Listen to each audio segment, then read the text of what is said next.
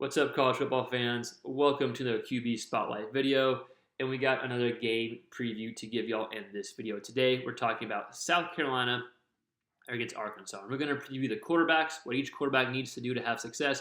And we're also going to look at the defenses and see what the defense is potentially going to try to do to limit the success of the quarterback. So, with all that said, let's dive into it. But before we do, I just want to encourage y'all to consider subscribing to the channel if you like any quarterback-related content. We spend a lot of the time in the SEC, but we're not limited, right? As long as it's related to the quarterback position, it's fair game here.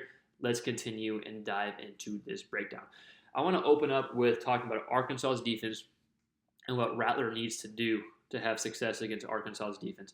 And if you've watched Arkansas the past few years, you'll know traditionally and historically they like to drop a lot in the coverage, right? You'll see Arkansas drop 7, 8 defenders and not bring a ton of pressure. Well, things change against Cincinnati in week 1. While they still had their times, they dropped guys back and try to keep stuff in front.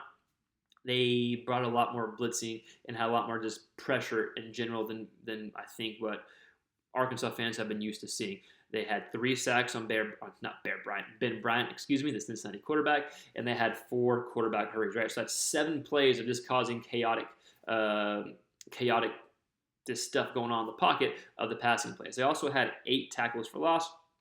So that shows even on non-passing plays, they were still getting in the backfield. So I think that's what they're going to try to do against South Carolina, especially with the Gamecocks giving up 3 sacks to Georgia State and 6 quarterback hurries, right? So essentially they gave up 9 chaotic plays in the backfield, if you will. I'm just kind of making that term up, right? But 9 chaotic plays in the backfield for Georgia State against South Carolina. And while Georgia State is a decent Sun Belt defense, Arkansas's defense is going to be a step up. So if you're Arkansas and you're an Arkansas fan, you have to feel pretty decent about getting some type of pressure on Spencer Rattler. Okay, let's talk about Rattler and what we think he needs to do against Arkansas's defense. He knows they're going to want to get pressure. At the same time, he knows they're going to want to try to drop back guys as well, right? Keep everything in front. But I think it comes down to Rattler getting in a rhythm early.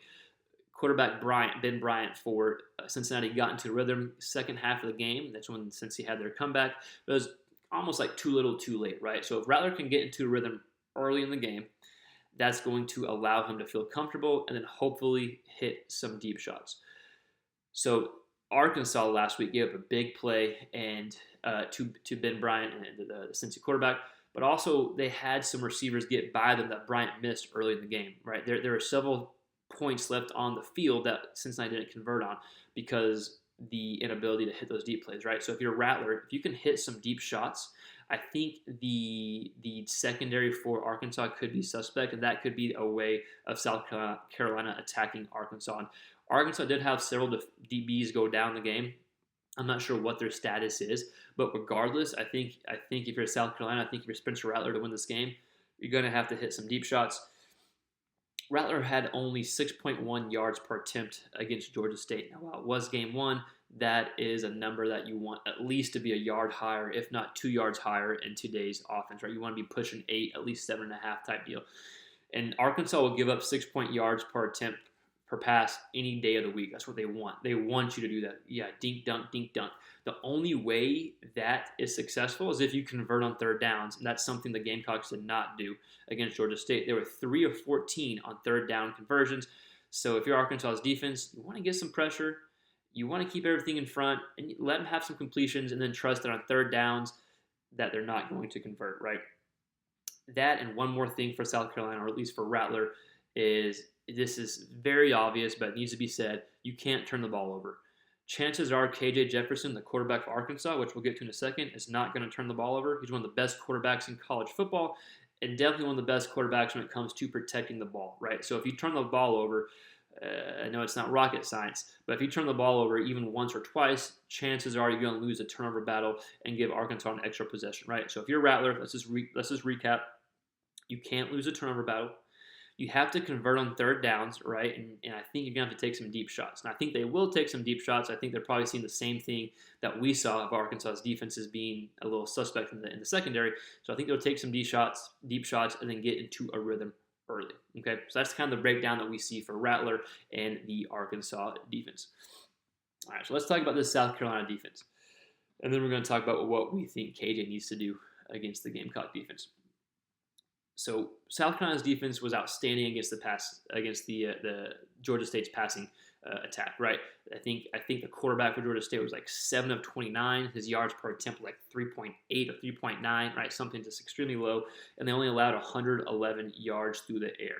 Now, while it's a Sunbelt D or Sunbelt offense, that's still pretty damn good regardless of who you're playing. Right, so good job by the secondary for South Carolina. That seemed to be their strength, considering they had 0 sacks on Georgia State's offense. And while Georgia State's quarterback can run and he's a good athlete, so is KJ Jefferson, right? So the fact that you had 0 sacks, but you played so good in the secondary with no pressure tells me South Carolina's secondary is probably pretty damn good. Now, where they struggled was defending the run. They gave up 200 yards against Georgia State. They had, I think it was like 5 yards per attempt on the ground, what Georgia State was averaging. So, the run defense for South Carolina, seems to be a bit suspect, right? So just to recap, South Carolina's defense and what they did in week 1. Run defense, suspect. Pass defense was outstanding. If they can get some pressure on KJ Jefferson, they can disrupt some stuff in the backfield, their chances of winning are that much higher for the simple fact that their secondary is so talented, right? So let's talk about what KJ Jefferson needs to do against the South Carolina defense. I think it starts with the run game. We just talked about how suspect, if you will, the South Carolina defense is against the run and how good Arkansas's offense is running the ball, right? That's what their bread and butter is. They build everything around the run game, specifically KJ Jefferson. So I think you get the run game going. You use a lot of misdirection and kind of pre-snap movement. And hopefully you don't have to run Jefferson 18 times to win this game, right? Hopefully you can get the run game going without Jefferson. But I do think Jefferson's going to have to run the ball a little bit to get the run game going. But hopefully not 18 times, right? And me personally, I want to see the offense open up a little bit more. I think you got some talented receivers. I want to see you get the ball more to Hazelwood, who had 3 catches and a touchdown. I want to see them get the ball more to Matt Landers, who had 3 catches but looked shifty and looked like he had some get up there. However, I don't know if you need to against South Carolina's defense or if that's the best option.